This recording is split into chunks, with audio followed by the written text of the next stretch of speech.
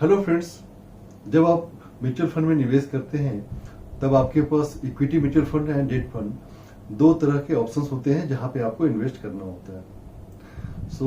आज मैं इस वीडियो में आपको डेट फंड के बारे में बताऊंगा। डेट फंड होता क्या है, आप कहाँ पे निवेश कर सकते हैं, डेट फंड आपको रिटर्न कैसे देता है, इसमें रिस्क क्या है, ये सारी इन्फॉर्मेशन मैं इस वीडियो में शेयर करूंगा। और अगर अभी तक आपने मेरे इस चैनल को सब्सक्राइब नहीं किया है तो प्लीज मेरे चैनल को सब्सक्राइब कीजिए, सो दैट काफी सारे इन्फॉर्मेशन आपको मैं शेयर कर सकूं और आपको सही समय पे मिल सके। जहां इक्विटी म्यूचुअल फंड में पब्लिक लिस्टेड कंपनियों में निवेश होता है, वहीं डेट फंड में गवर्नमेंट एंड द कंपनियों के फिक्स इनकम सिक्योरिटीज में निवेश किया जाता है। इनमें कॉर्पोरेट बॉन्ड है, आपका गवर्नमेंट सिक्योरिटीज है, ट्रेजरी बिल्स है, मनी मार्केट इंस्ट्रूमेंट्स है और अन्य कई प्रकार के डेट सिक्योरिटीज शामिल होते हैं।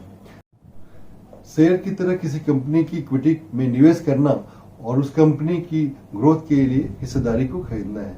लेकिन जब आप डेट फंड में निवेश करते हैं तब आप इशू करने वाली कंपनी को या ऑर्गेनाइजेशन को आप लोन देते हैं। सरकार और प्राइवेट कंपनी अपने डिफरेंट प्रोग्राम को चलाने के लिए और लोन पाने के लिए बिल एंड बॉन्ड जारी करते हैं। आप इन डेट सिक्योरिटी से जो भी इंटरेस्ट प्राप्त करते हैं उसका ब्याज और उसकी मैच्योरिटी पीरियड पहले से ही निर्धारित होती है और इसलिए इसे फिक्स्ड इनकम सिक्योरिटीज कहा जाता है। इक्विटी म्यूचुअल फंड की तरह डेट फंड भी अलग अलग तरह के होते हैं।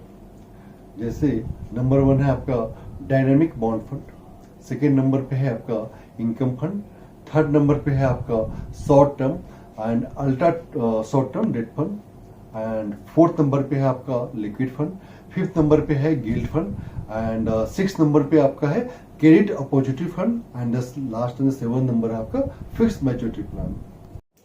डेट फंड में निवेश क्यों करें? अगर आप कंजर्वेटिव इन्वेस्टर्स हैं और ज्यादा रिस्क लेना नहीं चाहते तो यह आपके लिए एक बेहतर विकल्प है। यह फिक्स्ड डिपॉजिट की तरह ही आपको रिटर्न देता है, लेकिन फिक्स्ड डिपॉजिट से थोड़ा ज्यादा रिटर्न देता है और यह एफडी के रिस्पेक्ट में टैक्स में भी ज्यादा छूट प्रदान करता है। डेट फंड फिक्स्ड डिपॉजिट के बजाय ज्यादा लिक्विड है।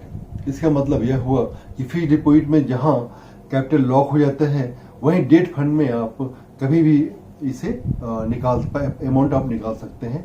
टोटल अमाउंट से कुछ अमाउंट अभी आप निकाल सकते हैं, लेकिन फिक्स्ड डिपॉजिट की तरह डेट फंड में कैपिटल की गारंटी या फिक्स्ड रिटर्न की कोई गारंटी नहीं होती है। Who should invest in debt fund? Debt fund वैसे इन्वेस्टर के लिए सही है जो इक्विटी का एक्सपोजर नहीं चाहते हैं। डेट फंड इन्वेस्टर्स का वेल्थ विद लिटिल रिस्क के साथ ग्रो भी करता है और यह फंड रेगुलर इनकम भी प्रदान करता है। वैसे इन्वेस्टर्स जो शॉर्ट टाइम या मीडियम टर्म होरिजन के लिए इन्वेस्ट करना चाहते हैं उनके लिए डेट फंड्स बहुत सही है।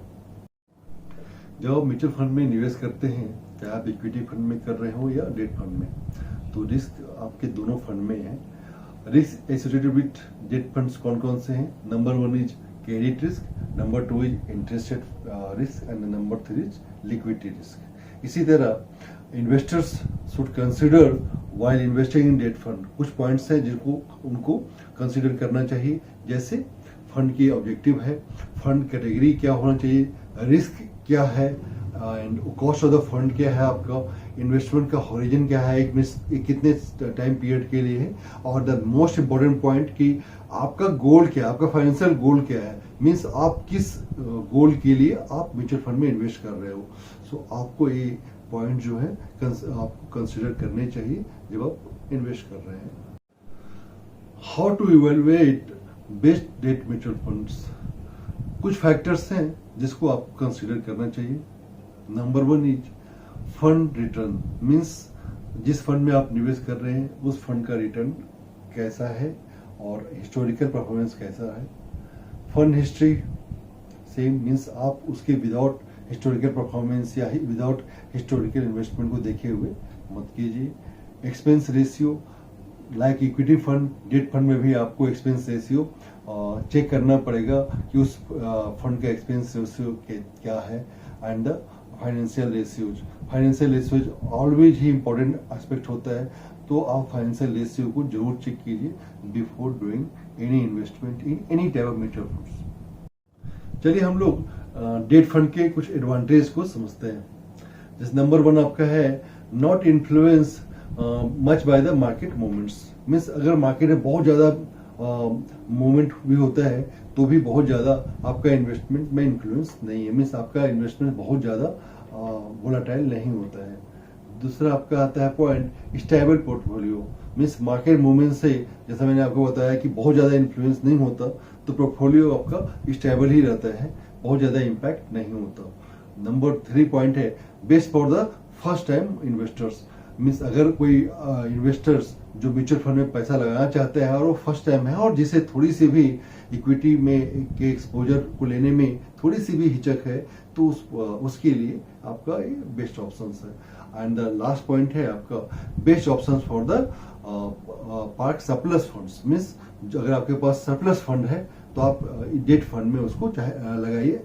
यदि वो 3 महीने के लिए है, 6 महीने के लिए है, साल भर के लिए, तो आप इस पर्टिकुलर टाइम होरिजन के लिए डेट फंड का सिलेक्शन कर सकते हैं और इसमें आप निवेश कर सकते हैं।